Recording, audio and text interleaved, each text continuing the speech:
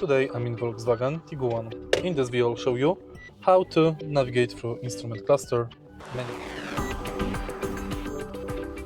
In the beginning, take a look at the steering wheel. Right here on the right side of the steering wheel, we've got this panel.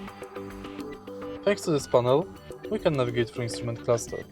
Now let's take a look what we can see there. If you press top and bottom arrow, you navigate through current menu. If you press right and left arrow, you change menu.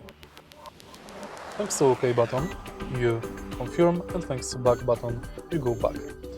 Firstly, we can find audio menu, MFD, distance, average speed, digital speedometer, speed warning, settings,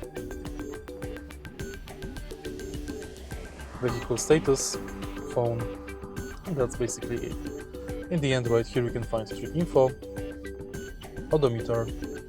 You can reset it by this button, and thanks to this button you can change time on the dashboard. If you find this video helpful, please leave like, comment and subscribe.